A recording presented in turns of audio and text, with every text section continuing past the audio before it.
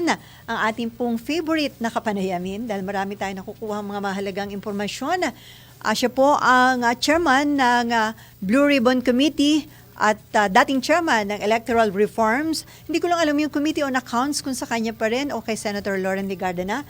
Si Senate President Pro Tempore Panfilo Lacson. Hi sir, magandang hapon po at maraming salamat sa pagkakataon na kayo po'y makapanayam ngayong hapon. Yeah, magandang hapon, Sally, at sa lahat ng sumusubaybay sa Usapang Senado. Magandang hapon din. Sir, yung bang Committee on Accounts kay Senator Lauren o sa inyo pa rin po? Sa akin, binalik sa akin. Okay. So ang hawak niyo po, Blue Ribbon at Committee on Accounts. Tama yun, no? So, yung po bang usapin ng, sabi ng iba, naku, kailan na ba lilipat sa Senate building? Sure na po ba next year o early 2028 pa po ba ang paglipat dun sa bagong Senate building?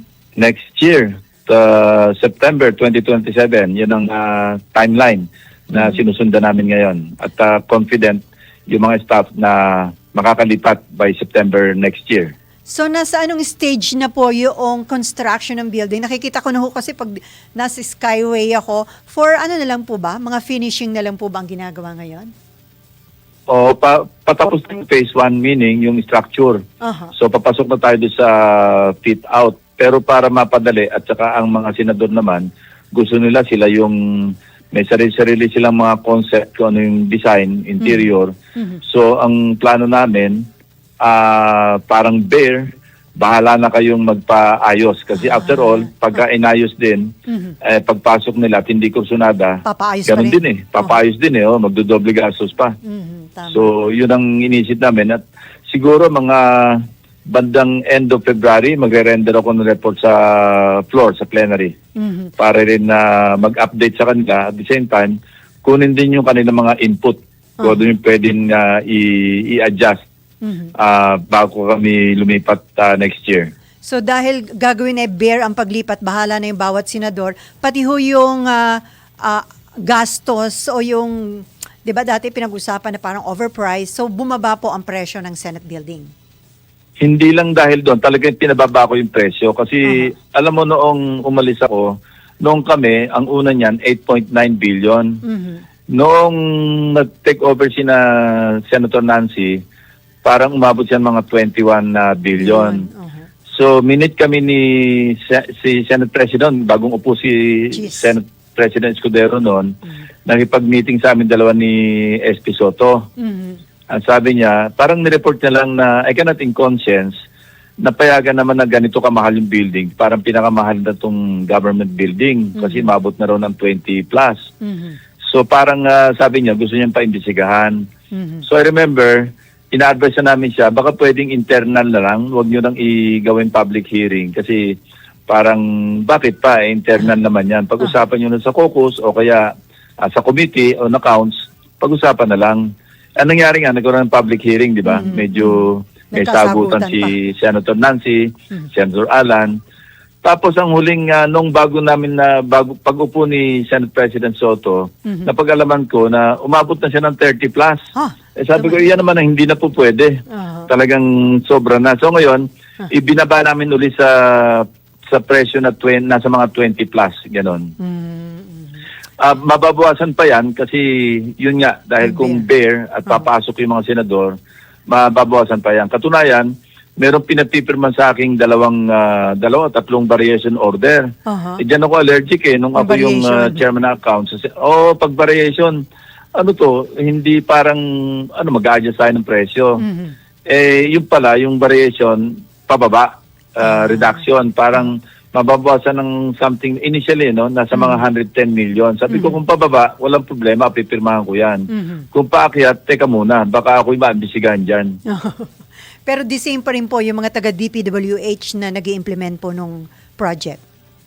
Ibang team na. Kasi nga, nagkaroon din ng balasan sa DPWH. So, iba yung inassign na ni Secretary Vince Dizon na makipag-coordinate doon sa team ng Senate. So hindi yun makaka-delay, sir, yung pagpapalit? Hindi, konti lang. Kasi nga, kinoklose na nga yung, siyempre may transition Patapos na yon. Kasi tinapos namin ng December 2025. para masara na yung dating nangangasiwa. At ngayon, parang kumbaga pinalik ko yung dati kong team na nagagawa nun eh. Yung nangangasiwa actually. Ako, marami nang excited na makalipat dahil sariling bahay na ho yan ng Senate. Oh, pati kayo. Oo nga. Sir, sana maabutan ko pa, baka mag-retire na ako. Huwag ka muna mag-retire. Hintay mo muna lumipat ka maski ilang buwan.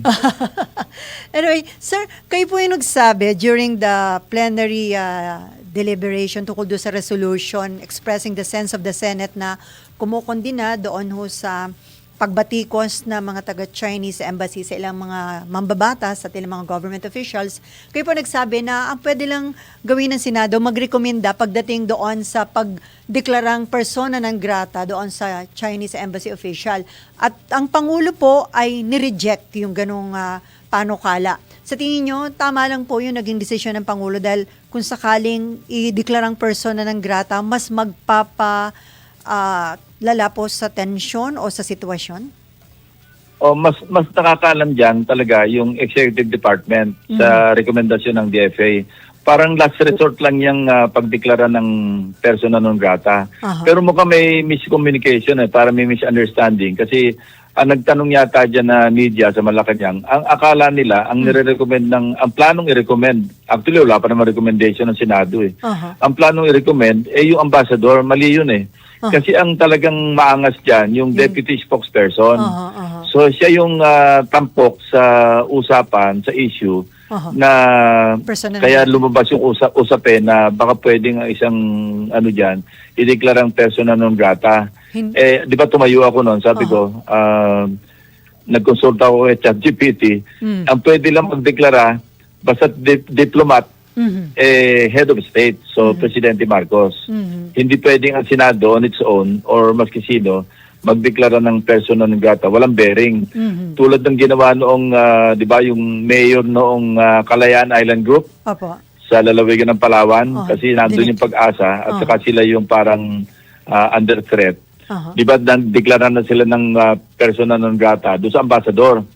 Ayun, ano lang yun, deklarasyon lang yun, pero walang bearing at hindi official at walang effect at except na parang sa kalaman ng mga kababayan natin. So may miscommunication kasi naalala ko nga, hindi naman mismo yung Chinese ambassador ang napag-usapan na baka pwedeng ideklarang persona non grata. Pero anyway, ang sabi ko kasi... kaya mabigat ang dating sa Malacanang eh. Isipin mo, ipapa-persona non grata. Medyo malalim ang implikasyon nun, medyo serious kasi ambassador eh. Sumagot naman yung ambassador, sige, magbabalot na agad ako, taalis ako. So parang hindi tugma do sa napag-usapan during the interpellation do sa resolution ni Senator Kiko. Pero anyway, so ibig sabihin nun, the mere fact na nireject ng presidente, kahit maklaro na hindi naman yung Chinese ambassador kundi yung deputy spokesperson, wala na ho yun. Ibig sabihin ganun na rin po kaya stand ng presidente? End of story na yun. Wala na kasi na-preempta rin eh. So maski magdebate kami, kasi wala pa naman talaga recommendation, parang na-manifest lang, napag-usapan lang. Sa Monday kasi, or Tuesday siguro, the latest, itatalakayin ng Saptorian magkakaroon ng interpellation at magkakaroon ng amendments after. So doon malalaman, ngayon kung nireject na ng palasyo, wala na sigurong mag-amend na idagdag sa resolution yung pag-rekomenda ng pagdeklara ng persona non grata. Pero sir, ba sa resolution na yun, dadaan pa ba yun sa public hearing as requested by Minority Leader Alan Cayetano o aaprubahan na po yun sa plenary, hindi na magkakandak ng public hearing? Hindi na. Ang usapan namin sa majority, masyadong haba yung usapin kung dadaan pa sa public hearing. Kasi pagka mga resolution na ganyan, unless ang resolution medyo seryoso o masyadong controversial na issue, yun, pwedeng i-decide na i-refer sa committee, magkaroon ng hearing. Karamihan lang naman ang hinihiring namin pagka mga bills, tapos halimbawa, yung Blue Ribbon, motu proprio, o kaya resolution na kailangan imbestigahan, idadaan sa mga committee hearings. Pero pagka ganyan, sense of the Senate, hindi na. Interpellation, tapos kung merong amendment, di i-adapt na lang yung resolution kung pagbobotohan ng mayorya. Mhm. So kahit hindi naman po pumirma yung mga minority, may enough signature na naman po dahil 15 senators po ang lumagda, ano po? Oo, pero hindi guarantee yun. Kasi tatandaan ko noong merong usapin dyan na parang sense of the Senate tungkol doon sa usapin naman ng na parang nakaamba na impeachment ni dating Chief Justice Sereno na 14 signatures na doon. Parang minabuti pa ng majority noon, sina Senator Drilon, na idaan pa sa interpelasyon. So nag-interpellate ako noon, hindi na-adapt yung resolution kasi meron akong naipasok na mga issues na hindi na-adapt. Kasi maski pa sabihing majority na yung nag-sign do sa proposed o draft resolution, kung hindi naman in-adapt sa floor, hindi resolution yun. So hindi pala assurance Kaya yun. hindi guarantee. Maski 15 may nakapirma dito, kung halimbawa may mga bagong pumasok na mga issues at magpalit ng isipan yung sabihin nating 4 sa 15. Di ang naiwanan ni 11. Di hindi enough yun. Hindi ma-adapt yung resolution. So hindi guarantee na maski majority na yung nakapirma sa draft resolution, automatic na ma-adapt yung resolution. Ang isa po sa mga tanging majority senator na hindi yata pumirma, Senator Pia Cayetano, ano po, dahil may concern din po siya dun sa resolution? Kami naman galang kasi resolution yan, wala naman kami sisihan, ba't hindi ka nagpirma, majority ka? Actually, nung nag-form kami ng bagong majority, maliwanag yung aming pag-uusap kina Senator Risa, Senator Bam, Senator Kiko, tapos maski sino, sinabi namin, tayo nasa majority pero hindi kayo bound ng desisyon ng nakararami na kailangan i-impose sa inyo na sumama kayo. Kasi demokrasya tayo, kung inaakala nyo na laban sa prinsipyo ninyo, yung mga usapin. Kasi, of course, sina Senator Risa, di ba? Iba naman yung kanilang political persuasion. Yes, Kung halimbawa merong usapin na itong majority, yung bagong formang majority under Senate President Soto, halimbawa usapin ng dating Presidente Duterte, hindi naman pwedeng sabihin namin kailangan pumirma kayo rito. Kung ang usapin ay tungkol sa Duterte issue. So maliwanag yung aming pag-uusap noon. Maski yung iba na hinikayat noon na sumama, kasi may alinlangan sila. Kung sasama kami sa inyo, baka i-bound nyo kami na kung ano gusto nyo. Kailan sasama kami kasi majority. Maliwanag yun, sinabi namin hindi. Na may sarili tayong pag-iisip lahat. Kung ano yung inakala nyo, bumoto kayo. Kung gusto nyo bumoto kasama minority, ibang usapan na pagka declaring all positions vacant, tapat yung Senate President, ibang usapan na yun. Siyempre, kudeta na yun. Yeah, Pero sir, better siguro, sa tingin nyo, mas maganda na ma-adapt yung naturang resolution considering na ilan sa mga kasamahan nyo ang kabilang dun sa mga binanatan o binatikos ng ilang embassy, Chinese embassy officials? Sense of the Senate, dahil pati Senado, pati nga ibang mga pumupuna, binabatikos. Sa amin, kasi diplomat ka Kung ikaw ang spokesperson, kinakatawan mo yung mismong ambasador. So hindi naman maganda yung binabanatan mo, maski sino, banatan mo na ng banatan. Diplomatic yung sense mo. Ibig sabihin, yung pag-iisip mo, dapat diplomatic ka bakit ganyan ka? Tapos, pag kayo binuweltahan, napipikon ka. Di ba? Anyway, so sir, tungkol naman doon sa inyong partial committee report, sa inyong ginawa ng investigasyon na flood control anomalisa, ito po ba yung napaikot na? Ilan na po yung pumirma? Hindi. Monday kasi may nahihabol na input pa. Kaya dapat Monday iikot. Hindi ko alam kung alamin ko sa staff kung kayang iikot ito on Monday. No? Or Tuesday, para na sa ganon, pagka merong signatures na, i-report out ko na next week kung kakayanin. Tapos na yan halos yung last week nung kinausap ko sila, nandiyo na, kumpleto na yung mga nilalaman. Kaya lang merong napahabol pang mga additional namang input. So sabi ko, idagdag nyo ito at tingnan natin kung ano yung kalalabasan. So kung makakuha ng enough signature next week, i-report out sa plenary, and then after that, isusunod nyo na po mag-schedule na kayo ng panibagong hearing, sir? may interpellation pa yan. Pero pwede sabayan yon. Kasi kung hindi pa naman na-adapt yung committee report sa floor, kasi pagkatapos sa interpellation, meron pang amendments yan. So, maski naman simultaneous, hindi pa tapos yung hindi pa na-adapt, pwede magtawag ng hearing. So wala pa hong Kasi ang mga importanteng tatalakayin sa hearing, yung mga na-show cause order. Kailangan kasi sa hearing pagbotohan yun, kung i-contempt pa o hindi. So hindi pa ho decided, pag didesisyonan pa po yung pag-contempt kina dating Congressman Saldico et al. Oo, tama yun. Kasi tinanong ko nga kay Senate President, pwede bang itong i-route na lang yung resolution citing them in contempt of the committee. Pero minabuti ko lang parang side of caution kasi pwedeng umabot to sa Korte Suprema kung may mag-file, kung magko-question. Mas mainam na yung ako strictly according to the rules namin. Pero just in case na mag-decide ang Blue Ribbon Committee na i-contempt, syempre mag-i-issue na ho ng warrant of arrest, makatutulong po ba ito sa executive dito sa ginagawang paghahanap kay dating Congressman Saldico? Makakatulong, malaki. Kasi lalo na ngayon, nag-file ng petition si Congressman Saldico through the lawyer at notaryado, di ba? Sa Sweden nga nagpa-notaryo. At meron ding apostille, ang tawag doon, kasi tayo, chinek ko nga yun kasi signatory tayo doon sa apostille convention. Ang usapan doon, kapag ang halimbawa, nagpa-notaryo siya sa Sweden. Opo. So, chinek ko agad kung signatory rin ba ang Sweden sa apostille convention. Kasi kung hindi valid yung kanyang petition.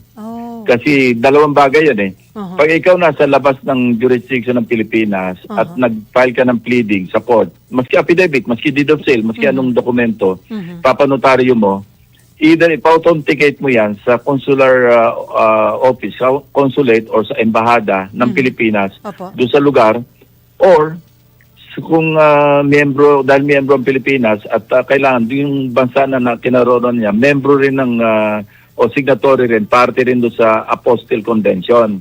Kasi kung hindi valid, invalidated yung kanyang petition. Thrown out kagad yun. Kaya una ko pina-check nung makita ko merong petition. So yun, member din ng Sweden, so valid yung kanyang petition. So ngayong merong ganung usapin sa Supreme Court, ang tanong, halimbawang nag-grant yung kanilang petition, nakwas yung warrant niya. At sinabihan yung ombudsman, ibalik nyo yung information na yan kasi bali wala. At inutusin yung Sandigan Bayan na i-recall yung warrant. Ang tulong nito, kung sakaling siya'y masasite for contempt, meron pa rin siyang warrant. Di ba? Legislative warrant yun. Which is also as good in terms of kung arestuhin ba o hindi. Effective din yun. Yun ang isang nakikita kong pwedeng suporta o mag-complement doon sa warrant of arrest kung sakaling makwas doon sa kanyang petition. Pero si DILG Secretary John Vic Remulla, parang narinig ko, pupunta ng Europa para hanapin yata itong si dating Congressman Saldico. Indication po ba ito na alam na nila yung whereabouts ng dating kongresista? Hindi. Yung nag-communicate siya sa akin nung bago siya lumipad papunta pala sa US, sabi niya. Not Europe. Hindi sa Sweden. Tinanong ko siya, pa-Sweden ka ba? Kasi yun nga sana, chatting ko, sabi ko, baka throw off yan, baka masaya yung biyahe. Kasi kung ako rin si Saldico, kasi chinek ko rin yung Portugal, kung party do sa Apostille Convention. Party rin pala. So bakit pa siya, pwede naman siya magpanotaryo sa Portugal. Kasi valid din yung kanyang yung pagkanotaryo ng kanyang pleading, yung kanyang petition. Pero kung ako rin si Saldico at doon siya permanente nag-iisay sa Portugal, bakit ako doon magpapanotaryo? Ilalagay ko yung address ko doon. Di lumipat siya ng Sweden. Ang Sweden kasi is just about 35 hours by land from Portugal. So at saka siguro alam niya naman na wala siya sa red notice list. Kaya hindi siya ma-aresto doon sa walang aresto sa kanya Interpol. Kasi wala siya sa red notice list pa pala kasi kung nasa red notice list siya, nagbiyahe siya, pag nasita siya sa border at nakita yung passport niya at na-identify siya nasa red notice list, i-hold na siya ba't kaya nga po sir, wala pa rin siya sa red notice? Yun ang hindi ko alam. Dapat i-follow up yan ng kasi dalawa yung ahensya natin na pwede mag-coordinate sa Interpol. Either yung Philippine Center for Transnational Crime Aha. at saka yung NBI. Mm. Either of the two agencies pwedeng magkipag-coordinate sa Interpol. Mhm. Pero ewan ko bakit for some reason naantala yung paglalagay sa kanya sa red notice list kasi si dating Secretary Roque nasa Interpol red notice list na eh. Mhm. Pero ito, may kaso na, di ba? Ba't wala pa rin sa red notice? Oo, may warrant of arrest na. Mhm. So, Kaya ewan ko kung ba't natatagalan. Kailangan siguro i-follow up lang nila. Sabi po ni Saldico, bunga daw ng political vendetta at posibleng conspiracy yung kaso laban sa kanya. Yun ang kanyang nilalaman ng kanyang petition para makakuha siya ng simpatsya siguro o kaya mag-grant yung kanyang petition. Pero alam mo, merong bagong jurisprudence na eh, yung tinatawag na yung fugitive disentitlement doctrine. Kasi dati ang umiiral na jurisprudence yan, yung doktrina, yung Miranda versus Tulyao, na kung saan maski nasa labas ka ng Pilipinas, pinapayagan na mag-file ka ng mga pleadings maski wala ka sa jurisdiction ng korte. Pero yun, na-refine na yan noong November 25, last year lang, 2025. Ito naman yung Balyacar versus Yanson, na nirefine na yung Miranda na hindi. Ang sinasabi na ngayon ng Supreme Court, parang pagka na-charge ka na at before ma-charge ka, hindi mo naman alam na ikaw ay naka-charge na, pwede ka pa rin mag-file ng mga pleadings. Pero kung alam mo na, may information na sa kaso mo at meron ka ng warrant, na-charge ka na sa court, saka ka palang aalis, hindi ka na makapag-avail ng ganun. Tapos nilimit na lang yata ng 6 months. So merong window si Saldico at saka maski sino na nasa abroad, halimbawa, na pag lumapas na yung 6 months after nung ma-issue ng warrant, hindi na sila po pwedeng mag-file ng mga pleadings, hindi na sila tatanggapin ng korte unless magpa-jurisdiction sila sa korte. Meaning, mag-surrender sila o kaya mahuli sila. So hindi na sila makaka-avail ng tinatawag na judicial relief o kaya yung affirmative relief sa korte. Yun ang implication. Okay, Kasi alam ko, kabisado ko ito kasi nung nawala ako, yun ang aking in-invoke yung Miranda versus Tulyao eh. Kaya nakapag-file ako ng pleadings, maski wala ako sa Pilipinas, napadismiss yung kaso, napakwas yung warrant, kasi nga, allowed pa noon. Pero ngayon, may bago ng doktrina, yung fugitive disentitlement, disentitlement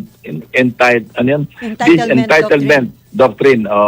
So, Kaya medyo sisikip na yung kanilang ang lalabas hanggang dinahuli, naka-archive. At pag nahuli sila, saka usad yung kaso. So kaya pinapareview niyo po sa OSG dahil baka hindi na meron ng ganong limitation pagdating sa legal option ng mga fugitives? Hindi, alam ng OSG yun. Ang sinasabi ko, baka pwedeng i-revisit ulit para malimitahan pa. Mas limitahan yung, pa. Ano na yun ang existing doctrine na yun, effective November 25, 2025. Baka pwedeng i-revisit pa uli nang sa ganon, yung mga tumatakas, umaalis sa Pilipinas para hindi sila abot ng jurisdiction, hindi na maka-avail ng judicial relief. Yun ang akin sinasuggest. Baka pwedeng pagka nagkaroon ng halimbawa na-hear itong case kasi OSC naman yung magdi-defend sa kasi respondent yung ombudsman, di ba? At saka yung Sandigan Bayan. So Soldian yung mag-appear doon, magre-represent. Baka pwedeng isama nila yon sa kanilang pleading, sa kanilang sagot. Na baka pwedeng pag-aralan ulit yung fugitive disentitlement doctrine. Baka pwedeng ma-revisit ulit. Sir, yun ang sinasuggest ko. May patanong lang si Ryan Ryan Kebyab ng Philippine Star. Agree daw po ba kayo kay SP sa opinion ni Senate President Soto na may pro-China sentiment ang mga humaharang sa Senate resolution against the Chinese Embassy? Yung iba, yes. Pero yung iba, hindi mo pwedeng husgahan na ganun kasi baka meron silang sariling dahilan. Baka naman, kasi pagka for reason of statesmanship, para wag lumala yung alitan between China sa Pilipinas, baka yun naman ang kanilang intention o kanilang sentiment. Pero iba, definitely, alam natin naman na pro-China sila, pero yung hindi namin maintindihan, kasi winawaterkano na nga yung mga mangisda natin, Opo. naputulan na nga ng daliri yung isang Philippine Coast Guard, dahil laging hinaharas yung ating mga barko. Bakit parang wala kang malasakit? Dapat, kung halimbawa kinundina mo yung mga kapwa mo Pilipino dahil masyadong maanghang o nagpalabas ng caricature ng presidente ng China, in the same manner, i-condemn mo naman yung kabilang partido, which is China, dahil sa ginagawa naman nila sa Pilipinas para parehas lang, di ba? Kaya masasabi, kung hindi sila kumikibo, pag inapi ang Pilipino, at kikibo sila pagka medyo naangasan yung China, medyo pro-China nga yun. Anyway, so doon naman sa naging final ruling ng Korte Suprema doon sa impeachment case against BP Sara, para kay SP Soto, judicial overreach, parang pag-encroach daw po ito sa exclusive power ng Kongreso under the Constitution. Dahil daw dito parang naging impossible dream na yung impeachment. Ano po masasabi niyo tungkol dito? Hindi naman. Well, opinion ni SP Soto yon, siguro medyo maano lang sa sentiment niya. Pero nung narinig ko yung paliwanag tungkol doon sa yung mga abogado, ng mga constitutional experts, actually nag-backtrack ang Supreme Court eh. Kasi yung nung bago mag-MR, yung unang decision nila, yun talaga nakapag-encroach kasi yung second mode na napakalinaw sa Constitution, na yung express lane, yung hindi na ire-refer sa Committee on Justice, nagplenaryo na at nakakuha ng 1/3, hindi na kailangan duman sa Committee on Justice. Yung unang decision ng Korte Suprema, kailangan daw yung bawat miyembro ng Kongreso, ng lower house, must have read and understood. At kailangan may due process, madinig yung respondent. Ibig sabihin, parang obligado na i-refer ito sa Committee on Justice, pag-usapan doon bago ilabas sa plenaryo. Actually, nag-backtrack sila doon eh. Nireconsider nila yon, hindi na requirement yon. Ang isang nakita ko doon parang encroachment talaga sa Constitution, yung maliwanag naman sa Constitution na 10 session days. 3 session days, pero napalitan niya ng calendar days. Iba yun Iba yung session days sa calendar day. Wala namang ibang interpretation sa Constitution kundi session days. Pero pinalitan nila sa ruling, ginawang calendar days. Although yung 10 days naman, maski calendar days, enough time na rin yun para sa Congress para matalakay at saka madesisyonan kung makakakuha ng at least 1/3. So, although maliwanag yon talagang, yon isa talaga na medyo overreach, ano.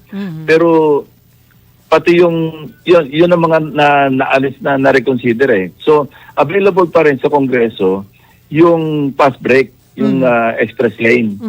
Kasi nga sa MR na reconsider yun eh, nabago yun eh. Tapos yung must have read and understood, nawala na rin yun eh.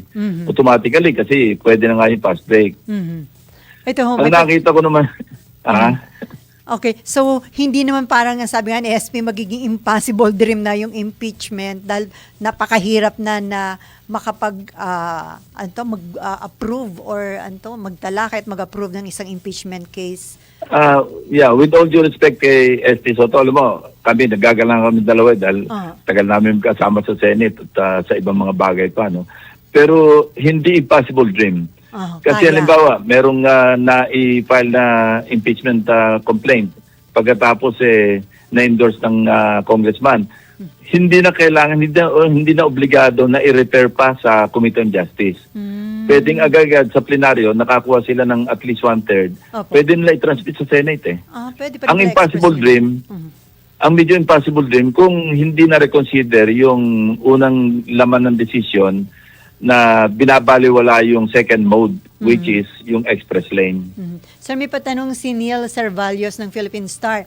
Justices are also impeachable officials at sabi po ng mga expert and political observers, may hirapan ng mag-impeach ngayon. In light of the recent SC decision on the impeachment, do you think they should have at least address yung possible conflict of interest sa ruling? Hindi. Sila yung final arbiter eh. Sino mag-i-interpret ng Constitution? Sino mag-i-interpret ng mga controversy tungkol sa batas? Supreme Court eh. Kaya nga ako, ang position ko, hindi naman nagbabago eh. Respect.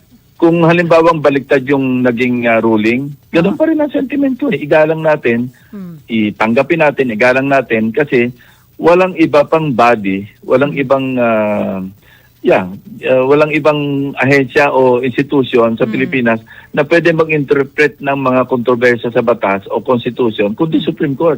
Kung di natin gagalangin, di natin i-accept, medyo chaotic yung sitwasyon natin. Yan na yung rule of law na tinatawag. Di ba sinabi ko pa noong nagdebate kami sa archival noong yung impeachment complaint, yung nasa Senate.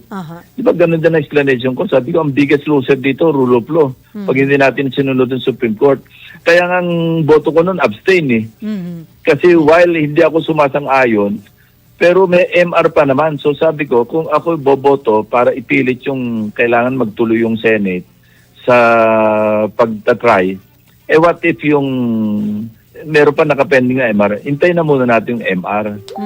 So hindi naman nagbabago yung aking pananaw, yung aking sentiment pagdating sa papel ng Korte Suprema kasi yun ang role nila eh. Okay, dalawang issue na lang po ako, sir. Ito patanong naman ni Del Nazario na Manila Bulletin, although naka-line up nga din ito.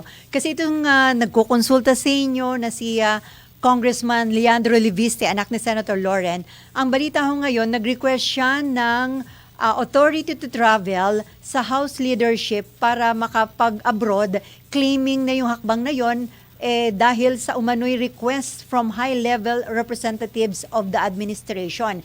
Ang sabi ni Leviste, idinaan daw po sa kanyang ina na Senator Loren, who was allegedly asked to stop him from releasing evidence linking government officials to anomalous DPWH projects. So, any comment on that? Tama po ba na umalis na po muna siya at magpalamig at magbiyahe muna abroad? Or ano hong dating kung may taga-Malacanang na nag-request nga sa kanya na gawin ito? Unang-una, mahirap mag-comment kasi hindi ako privy doon sa yung sinasabi niyang merong high-level representative o conduit, kung sino man, na nakikiusap na umalis na muna siya para hindi siya makapaglabas ng ebidensya.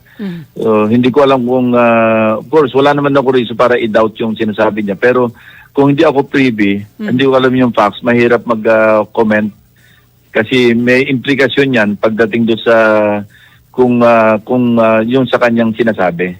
So, kaya I'd rather not comment unless makonfirm ko na meron ngang ganon. Sasabihin ko, hindi dapat. So sir, ano to, hindi nasabi o napag-usapan nyo ni Senator Loren? Walang nabanggit po si Senator Loren tungkol dito? Wala. Along that line, wala.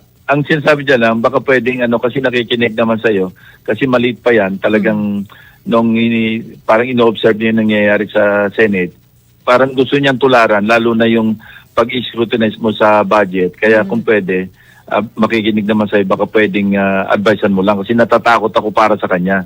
Masyado siyang bata pa, masyado ni-fight, pero masyado matapang. Which, nag-agree naman ako kasi, alam mo, yung raw courage, nakakahanga yan, pero medyo risky yan eh. Kaya yun din ang sinasabi ko kay Congressman Lian. Actually, nagko-communicate kami through WhatsApp, yung sinasabi ko sa kanya na choose your battles, hindi yung parang indiscriminately, nakakaaway mo lahat yung kasama mo. Naintindihan ko naman yung sentiment niya, yung passion niya, na pag nakakita ng mali, yun din ang sinasabi sa akin ni Senator Loren eh. Alam mo kasi yan, pag nakakita ng mali, ang gusto niyan, on the spot, i-correct niya eh. Hindi naman talaga po pwede yun pag nandiyan ka sa Kongreso kasi wala ka talaga makakampi. Choose your battle. So better po ba na magpalamig nga muna siya, mag-travel abroad, sir? Hindi naman. Ang sinasabi ko yung choose your battle, i-calibrate niya, hindi yung in one, parang isang sweep lang, nilalahat mo na. Para bang doon ka muna sa inaakala mong pinakamalala. Yung iba, ang sabi ko pa nga sa kanya, lahat tayo, may mga tinatawag na baseline principles. Ako, may baseline principle ako, na below that baseline principle, non-negotiable ako. Above that, na pwede namang mag-reconsider, we have to be flexible. Yan din ang nirelay ko sa kanya noon. Of course, lahat tayo merong ganon, pero iba-ibang level ng baseline, merong mataas yung baseline principle, merong mas mababa, pero dapat meron tayo. Parang you assert on major issues, pero pagka mga minor issues, pwede namang ibig sabihin, pikit mo yung isang mata mo, basta hindi nako-compromise yung prinsipyo mo. At bilang panghuling tanong, sir, doon sa meeting with economic team, iniutos ni Presidente yung bi-weekly monitoring ng government agencies and their projects para daw matrack yung progress. So ito po ba yung magandang hakbang ng Malacanang? Napakaganda. Pati yung order ng DILG ni Secretary John Vic, tanggalin nyo lahat yung mga Apple billboards. Alam mo yung mga billboards na yun, minsan overpriced din yan eh. Kakakitaan pati billboards. So, kasama yun sa unang-una kong privilege speech tungkol sa pork barrel eh. Pati, nag-overprice na ng project, pati yung billboard ng pagkalaki-laki, overpriced pa. Pinagkakitaan pa. Pinagkakitaan pa. So, maganda yung hakbang na yan, pero ang nakita ko isang problema, at ito inamin na rin ng economic team, mga pati sa private sector, na ang problema ngayon, kasi yung mga contractors, bantulot na sila makiparticipate sa bidding. So ang implication niyan, magsasuffer yung ating infrastructure, yung programa ng gobyerno. Alam mo, yung government spending sa GDP, ang epekto niya nasa mga 20% din eh. Of course, pinamalaki yung household spending, di ba? Pero yung government spending, spending, medyo malaki rin yan na kabawasan sa GDP. Ngayon, kung magsasuffer, at alam mo, nagkaisa yung mga ibang salbahing kongresista, pati yung kanilang suking mga kontratista, ayaw mag-participate sa bidding para masabotage. Yung mga contractor man, alam naman natin, sa NEP pa lang, kasi yung National Expenditure Program ng 2026 GAA, nangyari yan bago pumutok yung flood control eh. Nakapag-advance na sila sa NEP, di ba? Inamin naman sa mga hearings ito. Ang National Expenditure Program may advance ng 10% eh. So saan babawin ngayon ng mga contractor yung 10% in advance kung hindi sila mag-overprice? Binawasin ni Secretary Dizon yung yung cost ng materials. So ipit sila ngayon. So noong pa man, nung magbabaycam kami, isa yun sa tinalakay namin eh. Nakikiusap daw yung mga congressmen, yung counterpart sa BICAM, na itaas ng konti sa halip na bawasan ng kung 50% man para tumatawag sila na kasing araw yung mga kontratista maapektuhan dahil malulugi. Yun nga, alam naman namin nag-advance na eh. Sabi namin, problema nila yun. Bakit i-charge nila sa national budget? Ako mismo, I was very vocal during our small group caucus. Sabi ko, ba't i-charge natin sa national budget kung nag-advance yung mga kontratista sa mga kung sino man? Correct. Sa kanila yun. Charge sa kanila yun. Sila yun. Parang charge to experience. Sumugal kayo. Di ba nga si Diskaya? Di ba na parang umamin siya nung tinanong ko na bakit siya naniningil sa mga congressmen? Di ba halos aminin niya? Sabi niya kasi naniningil lang ako ng mga pautang. Paano magkakautang yung congressman sa'yo? Ibig sabihin, nag-advance siya. Naniningil siya ngayon. At ang kanyang gimmick, pag hindi kayo nagbigay sa akin, sasama ko kayo sa ledger. Na ayaw niya ilabas na ang ledger. Naglabas siya ng 6, nagbitin parang in-striptease niya. O yung mga iba, kasi nung panahon pa ni Senator Marcoleta sa Blue Ribbon, di ba 17 sinabi niya? Tapos hindi siya nagpapangalan. Kasi nga, yun yung pagitan noon hanggang sa kami na nag-handle, nabanggit sa akin ni Yusek Bernardo yun noon, na ang daming tinetext ng mga congressmen, pati yung kanyang regional director, hinihingan ng mga 30 million, 40 million. Kung hindi raw, isasama sa listahan. Naku sir, gusto ko pa sanang ilang tanong kaso wala na pala akong oras, marami na akong utang sa aking advertisement. Pero anyway, Naku. sir. Sorry. Hindi, okay lang po. Buhay mo. Okay lang po sir dahil marami kaming nakuhang mahalagang impormasyon sa inyo. Anyway, salamat po sa pagkakataon. Sa ulitin sir. Thank you, Sally.